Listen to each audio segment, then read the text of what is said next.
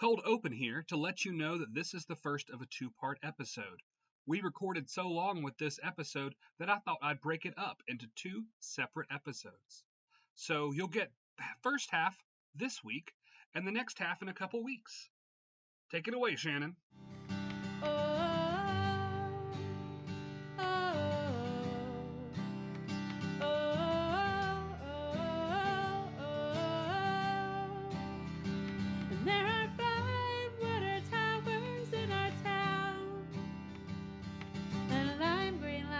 Shines outside our window, and the birds are chirping all around in this happy little rural southern town in North Carolina.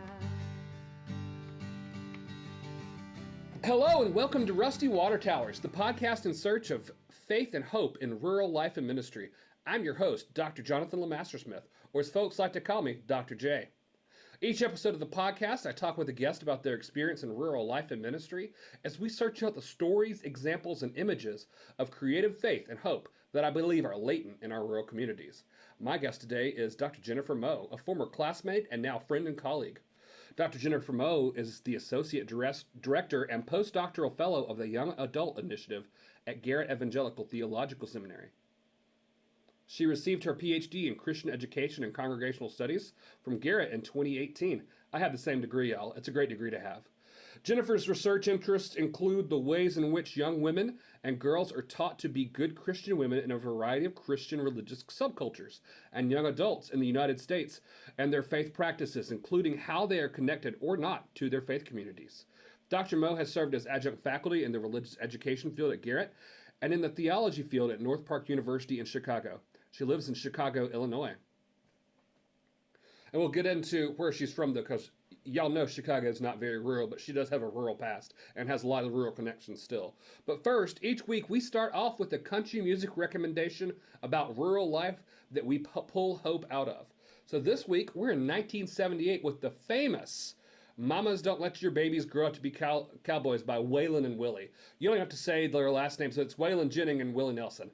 And this is what feels like, if you hear people talking about and making fun of country music, this is one of those songs they'll pick up. It feels so country cliche. It's not quite Tear in My Beer, but it's still cowboys and smoky old pool rooms and all kinds of stuff like, and it feels like at first they're trying to tell you, don't let this happen. But we need to dig deeper. You see, they start in verse 2, it kind of flips it on us. It makes it kind of interesting. It kind of makes you want to be a cowboy. So cowboys like smoky old pool rooms and clear mountain mornings. This is verse 2. Little warm puppies and children and girls of the night. Them that don't know him won't like him. And them that do sometimes won't know how to take him. He ain't wrong. He's just different. But his pride won't let him do things that make you think he's right. The first verse of this one feels far more fatalistic. It's more of the mamas don't let it happen. Make them be doctors and lawyers and whatever else just to get them out of that cowboy lifestyle. But this verse gives us a depiction of something much more interesting and complex, someone I'd probably like to get to know. And there are a lot of complex people we might call cowboys. If you're not familiar with the term cowboy and where it actually came from, you just know it from movies. There are real cowboys still, but mainly it comes from people who would be herding cattle. Not like, so I live in the South and like cattle ranches are a few acres. This is out west where it's hundreds of acres, maybe across states, particularly in the 1800s and early 1900s. And they would herd cattle on horsebacks for months.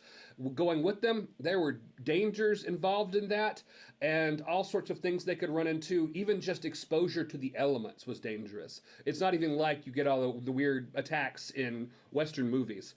And like the song says about the cowboys, they'll never stay home and they're always alone, even with someone they love. So if you've read or watched any Westerns, I actually read a lot of Westerns in high school mixed in with everything else. The reality is that these are complex lives these people live. These are not simple-minded sort of people who like to farm. These are people who live their lives out west in a place that was nowhere near as developed as the eastern U.S. at the time. If you haven't watched or seen any Westerns lately, try Lonesome Dove, the book or the miniseries. The book is huge, very thick book. But the miniseries is also several hours long. I believe it's available on one of the streaming services. It won several Emmys. It's about the length of a normal TV show now, which is 13 episodes, but the episodes were 2 hours long, I think, as part of that. Then try maybe Brokeback Mountain. It's more of a modern one. It still takes place mid-century. It's not a current modern one, and it's about cowboys trying to figure out who they are, who to love, and what it means to live life. And then True Grit, I recommend looking at any of those, any of the iterations of True Grit, whether it's John Wayne, whether it's Jeff Bridges, or whether it's the book. I ended up taking the book with me from a hospice house when I found it when we were visiting a family member, and gave a donation to the hospice house. It was part of their collection of books to read and books to make donations for. It wasn't like I didn't steal it. I took it and left a donation as part of that. But back to the song. I've digressed into Westerns, but I do recommend a lot of Westerns. This song reminds us that cowboys are not monolithic creatures. They are people who have interests, fears, and don't fit a mold. Really, Waylon and Willie seem to be saying to me that we're all cowboys. It's not a don't let them. It's more about an understanding that we all already are. And because the assumption that for a man or anyone to be a cowboy, cowgirl, whatever, is to inhabit some sort of rough and ready toxic masculinity, it's not the Marlboro Man. It's people living their lives and being who they are. That real cowboy is just anyone who is who they are and live their life, probably out in the country, just because that's where cowboys tend to be, although you get urban cowboy, rhinestone cowboy imagery. But for rural people, this song is a reminder that we get to be weird. It's okay to be weird. And Cody Jinks will later sing in another song called Hippies and Cowboys about raising hell with the hippies and the cowboys. And he writes that raising hell with the hippies and the cowboys, they don't care about no trends. They don't care about songs that sell. Yeah, tomorrow I'll be gone. So tonight, everybody just sing along, raising hell with the hippies and the cowboys. The hope is that we can get past this expectation of conformity, the doctor, lawyer, ideal lifestyle explanation. I'm making hand gestures like y'all can see me. Ideal lifestyle expectations, and build their life their way. This is the hope in this song for me. It's Waylon and Willie. They're telling you not to be a cowboy. They're not telling you it's a magical life, but they're telling you it's a life worth living, a life worth experiencing. And like always, this song will be in our Rusty Water Towers playlist on Spotify. So now that I've rambled a little bit about Westerns and country music and Waylon and Willie, I want to get to know our guest a little bit. Welcome to the podcast, Jennifer. The first question I ask everyone is, what is your experience with this song, and what do you see in this song? What does it make you feel? Hi, Jonathan. Thank you for having me. Mm-hmm. So I felt pure nostalgia upon listening to Mamas Don't Let Your Babies Grow Up to Be Cowboys. That was 1978. I was 4 years old at the time. Nice. And I grew up with all of these songs, these like late 70s, early 80s country western hits on the radio. And now listening to it again as an adult woman who, I'll be honest with you, hasn't listened to it in a very long time. I was really struck by the mamas part. The mamas don't let your babies grow up to be cowboys.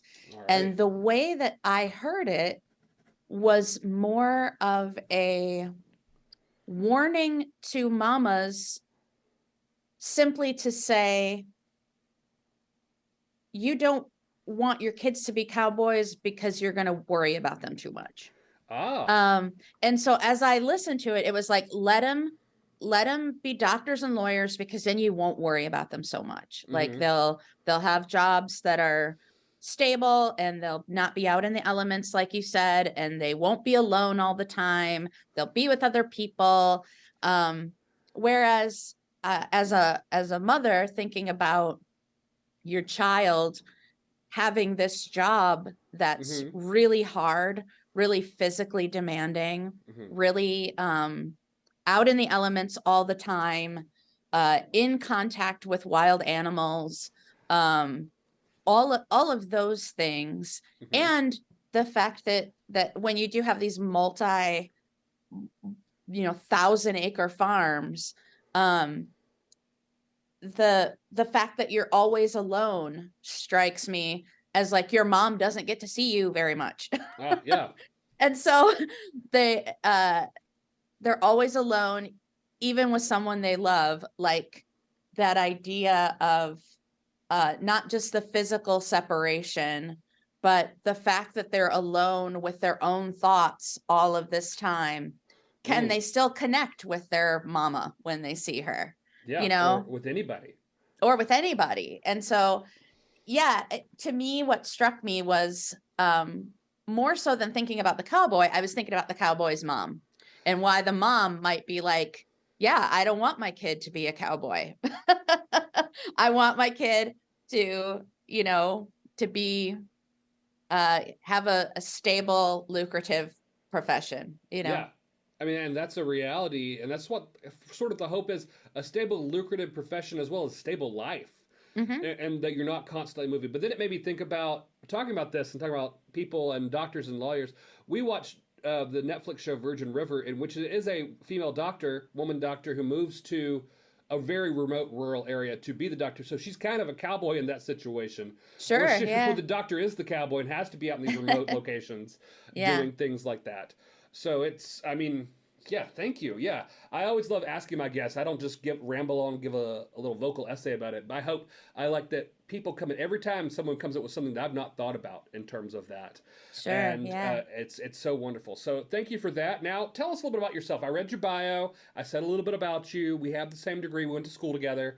Now, I want to hear about you from you, though. I think one of the reasons why I thought about this mama part within the song is also in the context of growing up on a farm. I grew up, spent 18 years of my life in a small town of, at the time, 3,000 people. Now there's 5,000 people in the town.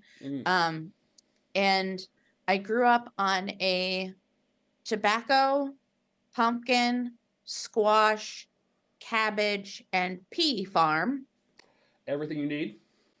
Everything that you might need. And where we also had, for a while, we were a dairy farm, and then we sold our cows to someone who then rented our buildings from us to have the cows. So basically transferred ownership of the cows to someone else, although they still stayed on the farm for a while. And we had pigs and rabbits. I know for sure those two animals. Were they meat rabbits or pet rabbits? I thought they were pet rabbits. They were meat rabbits. Ah, yes. Rabbit is delicious. I did not know until it was honestly maybe 10 years ago that I learned that we ate the rabbits. I didn't know. I thought they were grandpa's pet rabbits, but no, they were just rabbits for us to eat. And the pigs were not for just us. The pigs were actually, we raised them from piglets into big pigs and then sold them. And those were the animals that we had. Going back to the song, my brother and I were very much raised with the understanding that farm work was extremely hard work. And our parents wanted us to not have to live that way. And so we sort of had this, like, don't let them grow up to be farmers kind of thing. Yeah. Not because my dad didn't love it. My dad loved being a farmer, but my dad also had to have a whole other second full-time job just to make ends meet. That's a lot of farmers. People don't realize farming does not always, not this huge lucrative profession.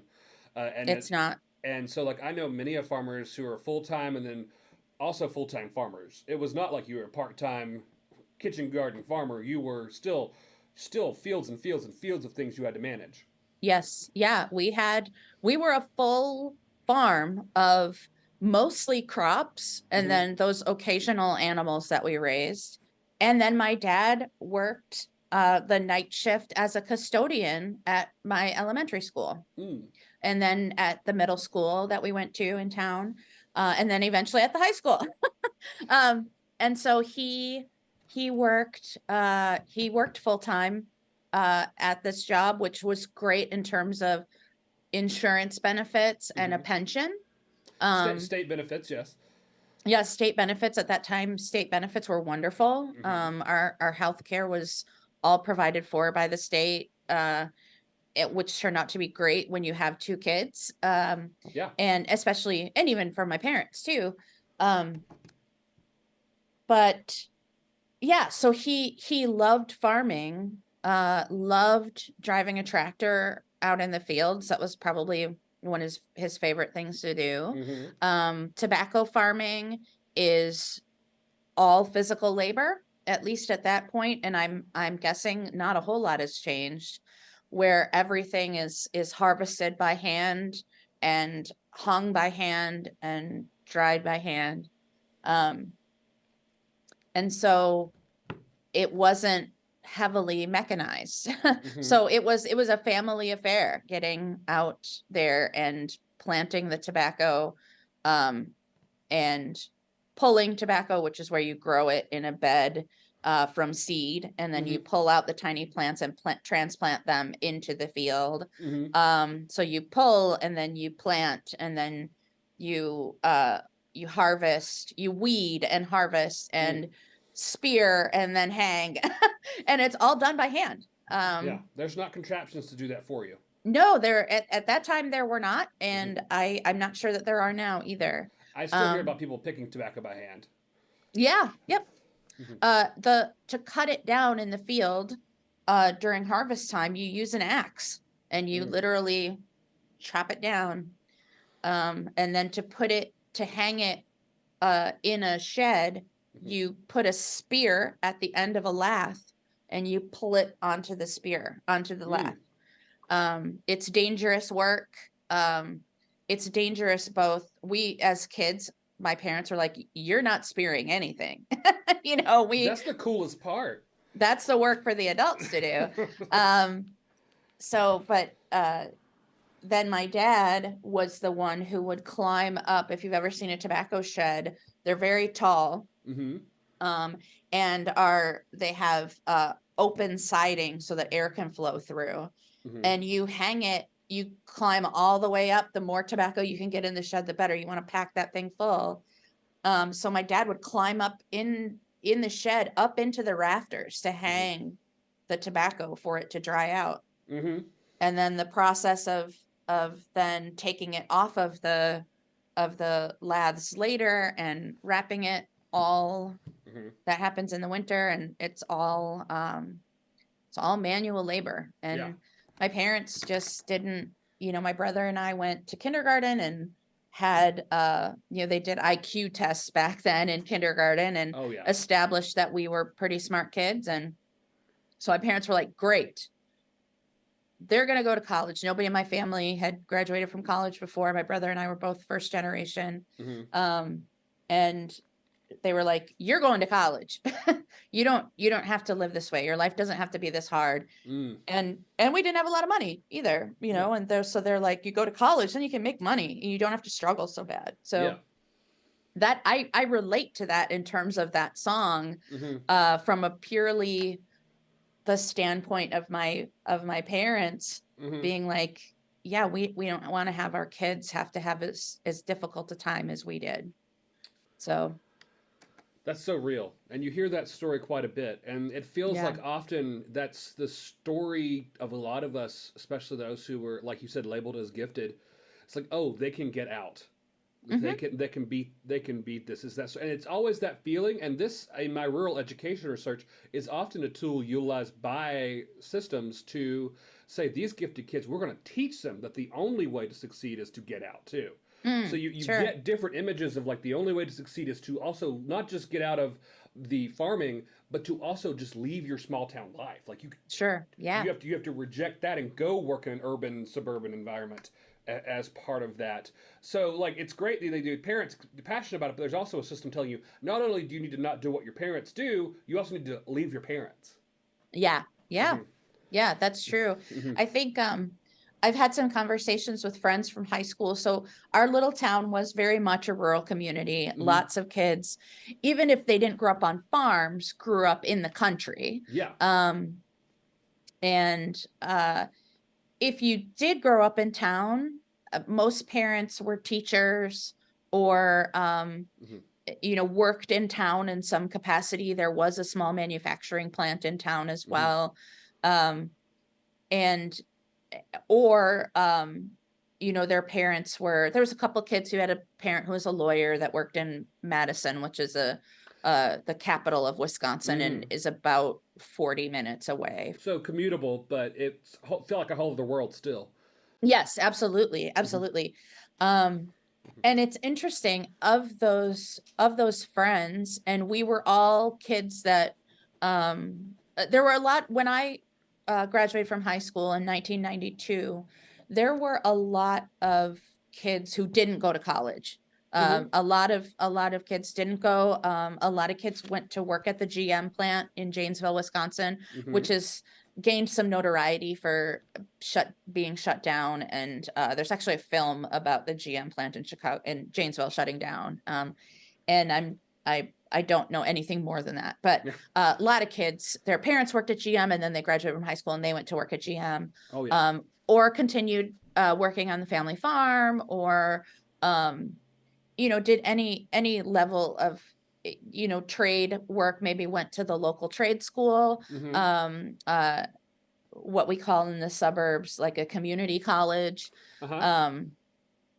And they would go would do something like that, and not very many of us, maybe half, went to college, and less than half graduated eventually.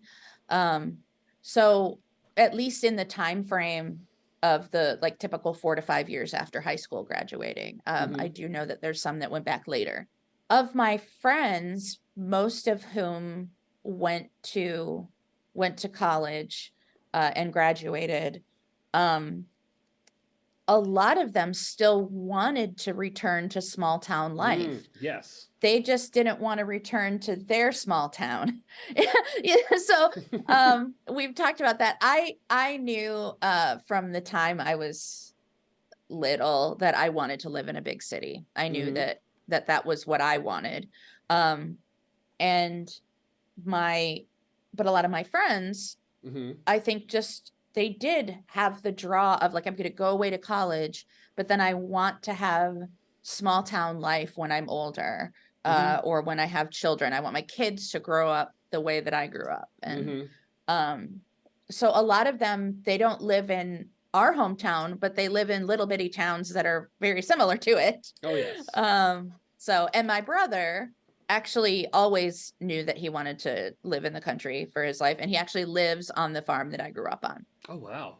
So he now lives there and is raising his kids there. And so is he working the farm, or is he doing something else and just lives on the land? No, he and his wife are engineers. Okay. And so they live there, rent out the land. I mean, I think my parents eventually sold a good amount of the land as they got older and just couldn't keep up. You make that money, then you put that money into savings so you can retire.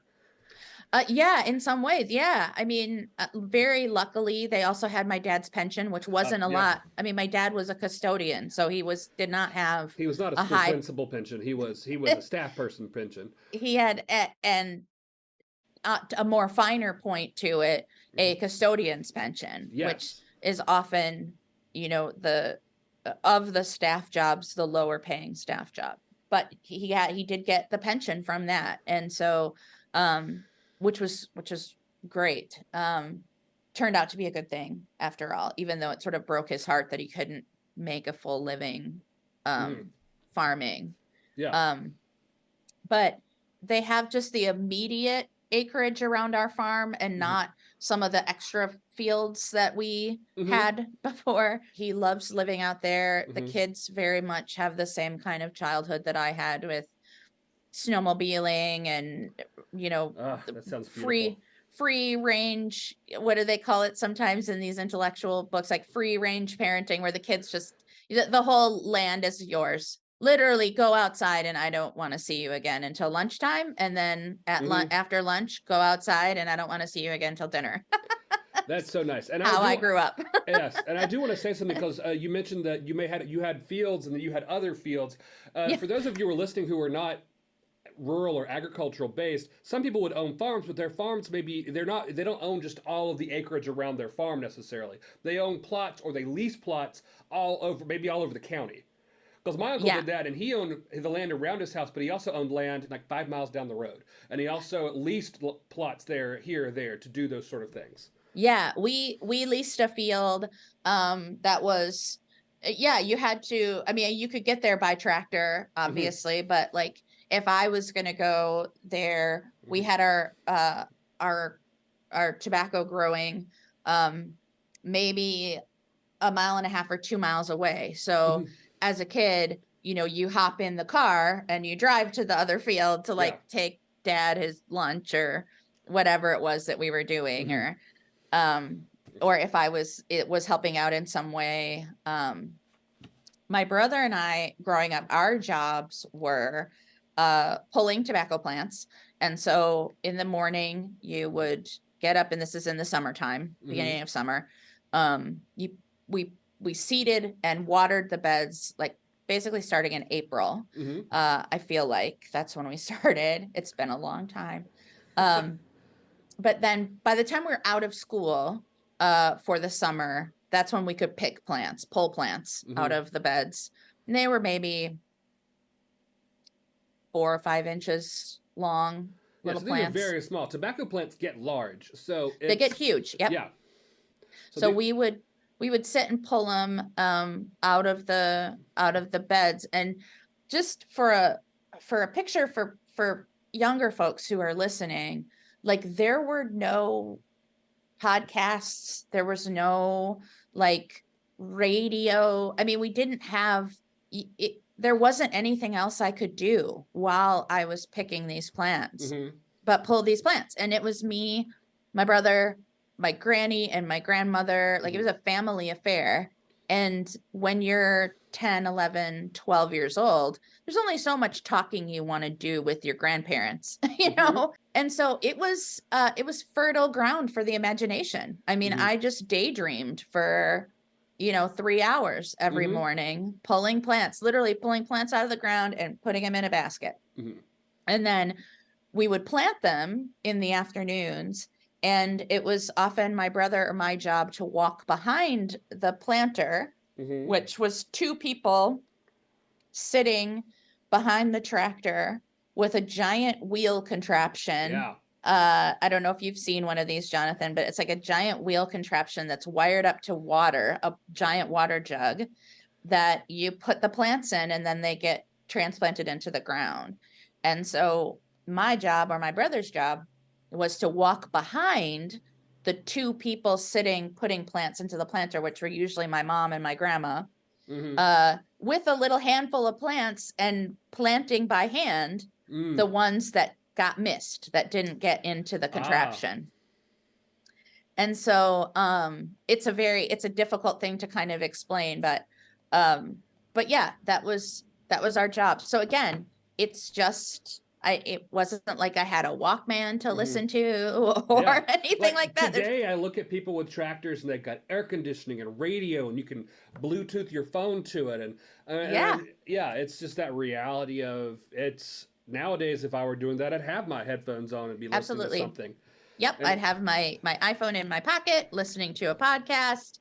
But at the time, there weren't these things. My dad's tractor was old and out in the open, and so you're exposed to all the elements. And I spent my summers walking behind tractors and pulling plants out of the ground. That's a life you live.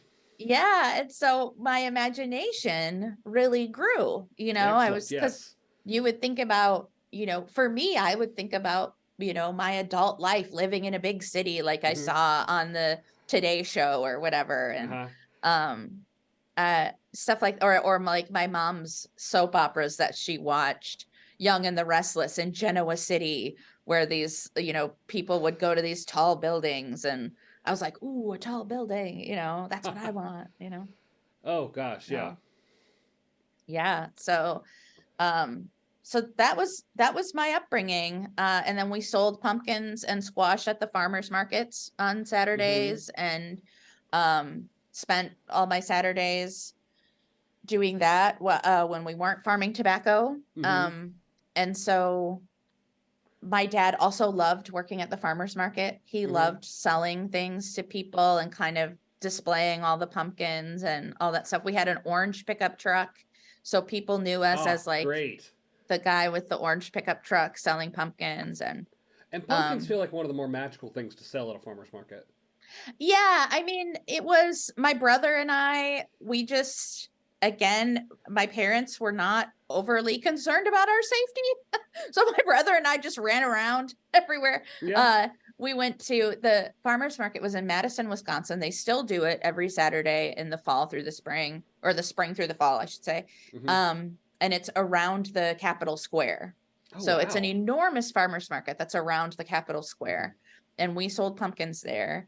And so my brother and I would just go into the Capitol building and discover every possible nook and cranny of that building. Like, so you're just wandering through the state capital of Wisconsin. Yeah, we wandered the state capital of Wisconsin every Saturday because there wasn't much else we could do.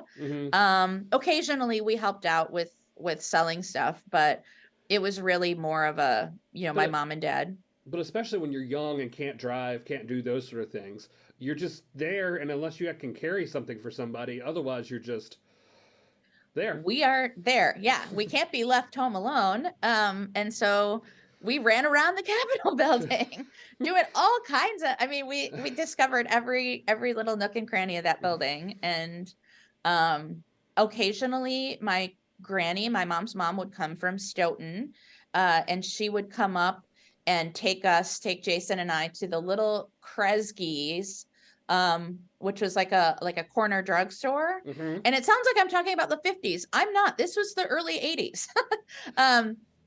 There's a corner drugstore that had a little, booths where you could order food.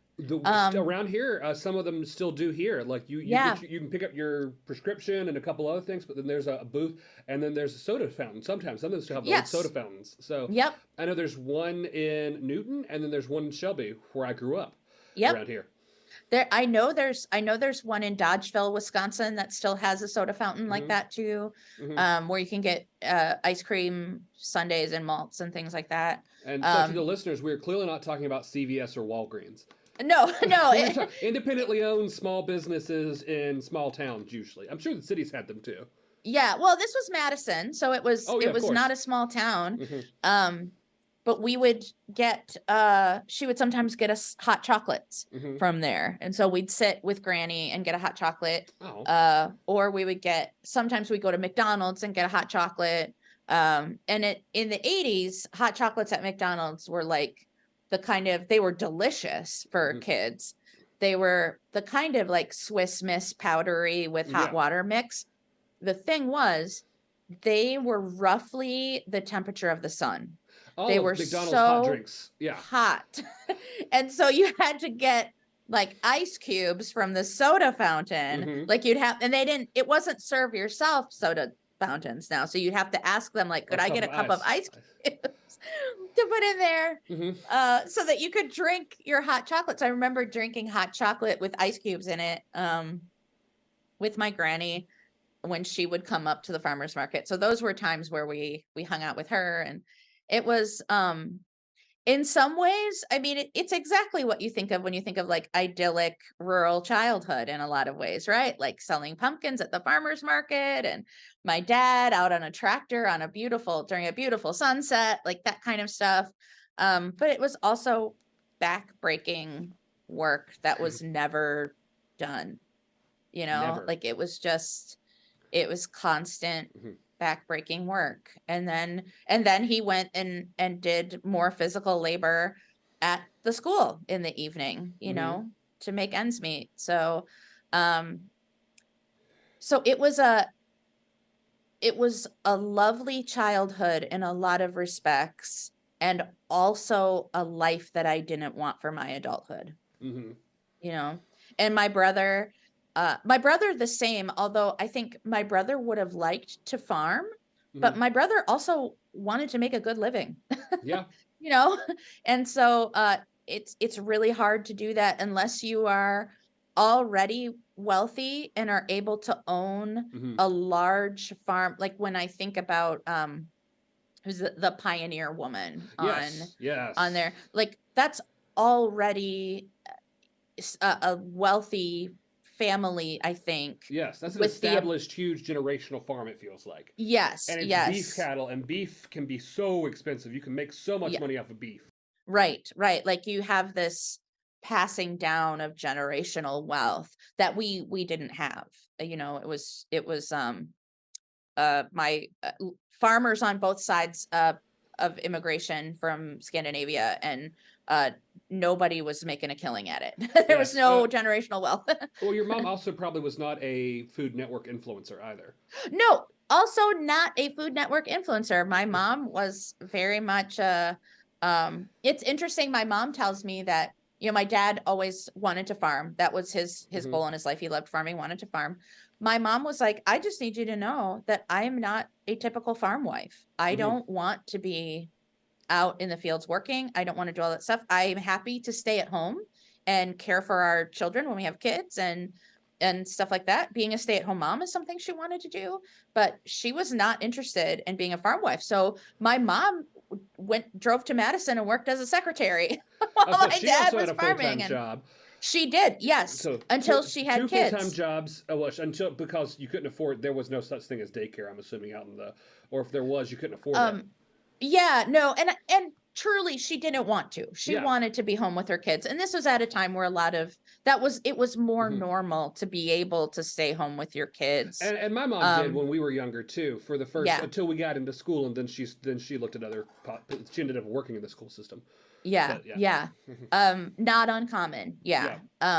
So my mom stayed home with us, but also like she and a friend would make crafts and sell them at craft shows, and you know, all of the different kinds of things that we call like side hustles now. Or gig all of our work. parents had multiple side hustles. Our side hustles aren't new. Like our rural parents had side hustles, you know. And the crafts some folks weren't just cute; they were to make money for the family. Yeah, that was the hope, right?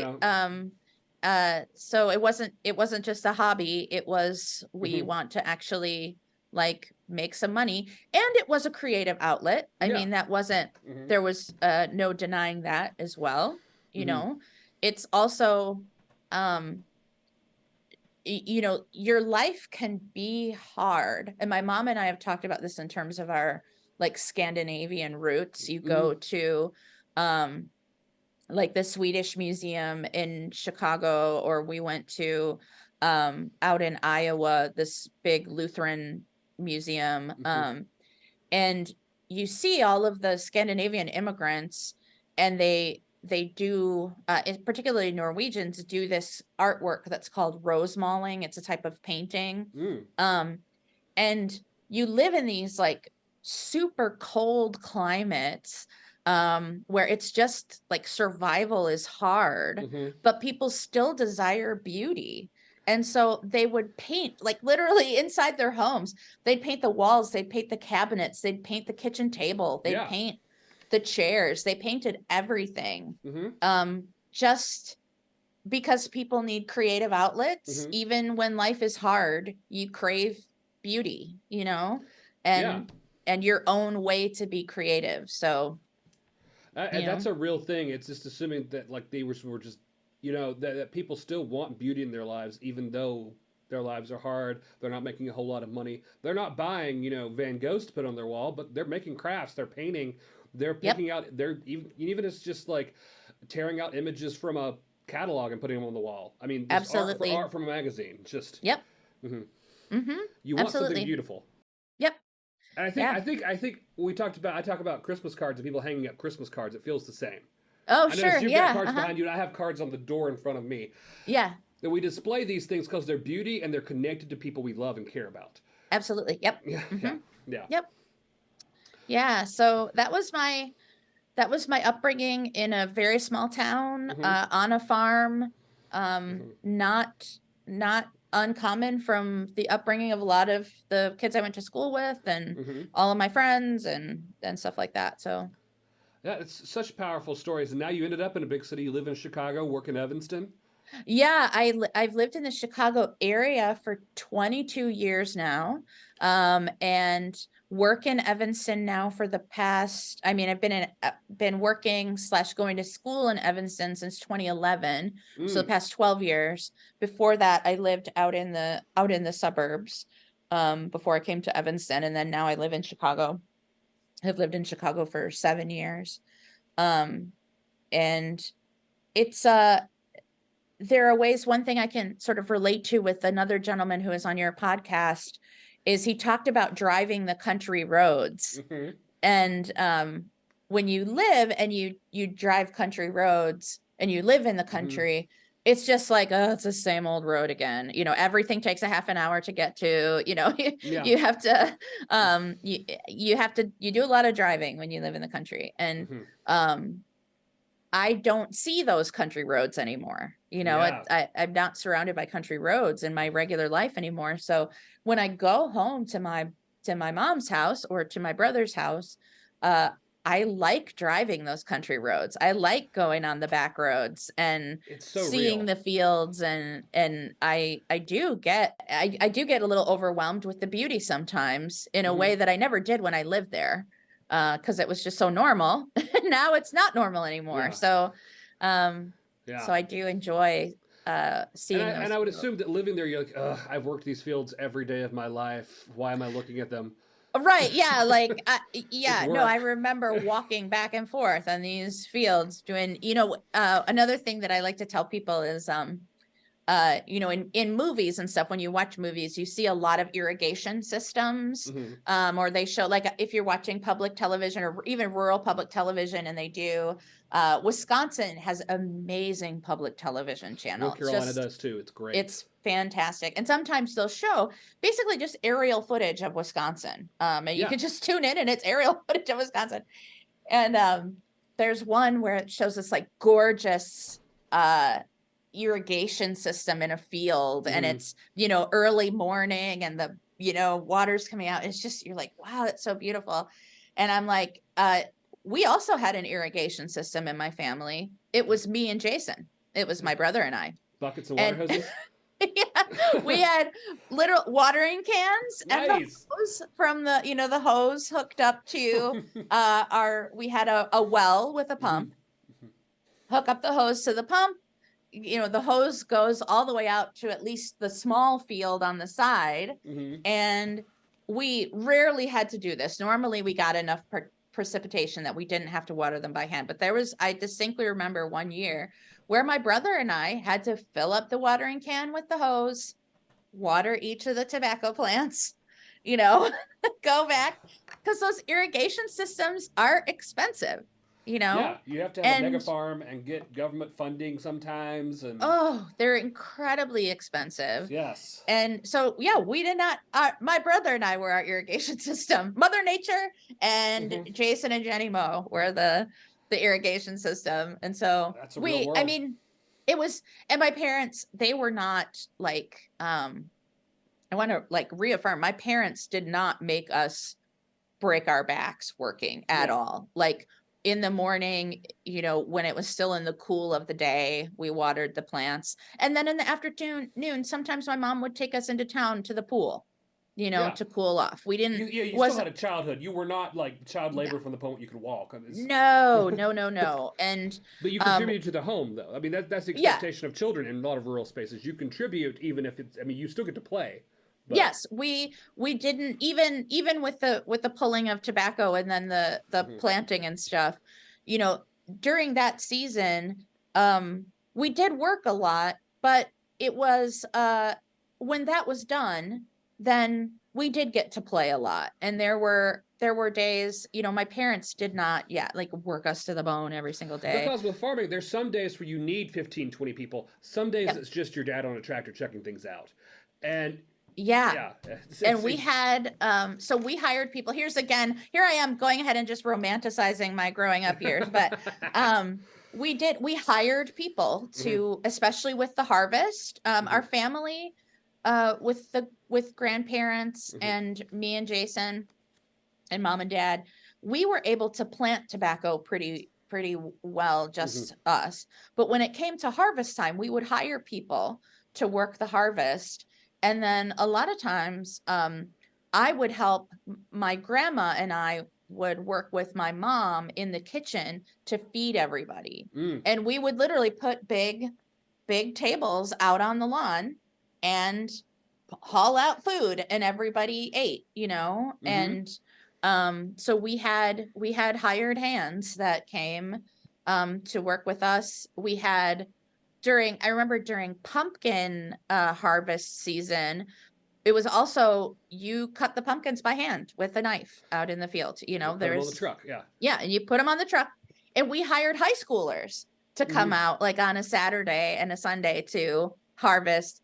And I just remember I was like middle school maybe, and then so these high schoolers, who I thought were so cool, came and like helped with the pumpkins.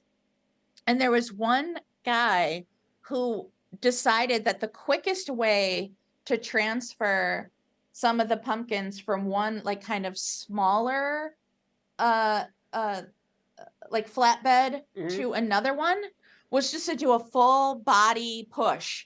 So he just like went like jumped onto the pumpkins and just pushed them all off. And my dad just loved it. He thought it was so funny. He thought that the high school students were really creative. He enjoyed having them there to help out. When you're a high schooler in a small town like that, either you work like with your family on the family farm, or there's lots of jobs detasseling corn. We didn't grow corn, but detasseling corn, which is where you literally walk through the fields of corn and pull the tassels off. Common job for high schoolers. And then for us, we had the high schoolers help us harvest pumpkins and squash. And a lot of low skill work that could still you need a lot of people for. You need a lot of people for, because it needs to be done fairly quickly. Because pumpkins will rot in the field otherwise. Yeah. I mean, you have to get a lot of people at harvest time in order to make it all work. There are times you just know we're going to need a bunch of people. And like I said, there's time you need 2 people, and that's all. That's exactly right. That's exactly right.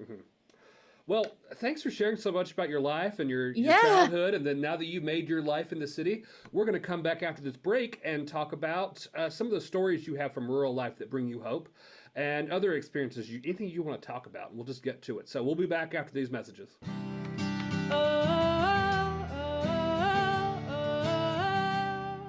Hi there, Jonathan here, and I'm recording this ad to tell you about a resource from the Hinton Rural Life Center.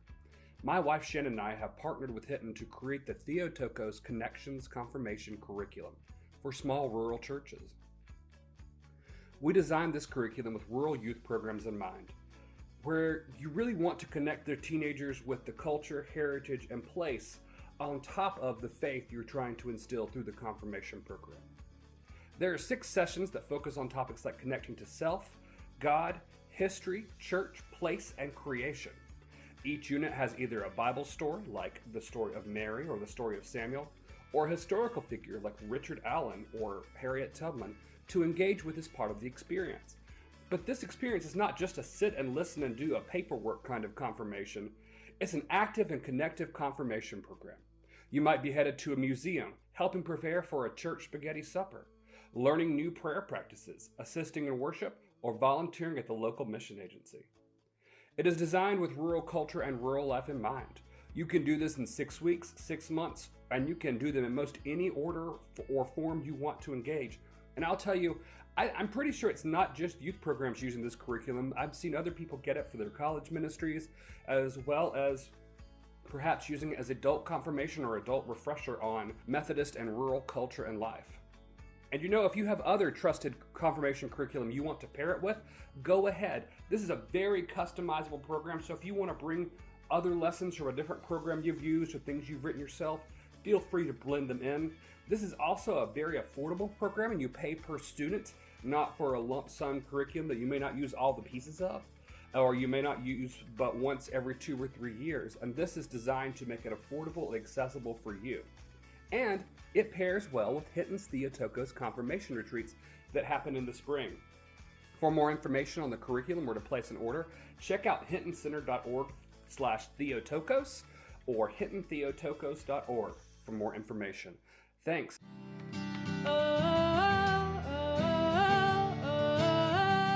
All right, that does it for part 1 of the Jennifer Moe episode. I'll close this out, and remember, you can listen to the second part in just a couple weeks. You can listen to Rusty Water Towers wherever you get podcasts. If you have questions, suggestions for guests or topics, or just want to reach out, you can say hi to us on Instagram, Facebook, Twitter, and now Threads. Or you can email us at rustywatertowers@gmail.com. Special thanks to Shannon Lemastersmith for our theme music. I recorded and produced this podcast because of my desire to lift up the hope and faith of rural life. I'll see you next time.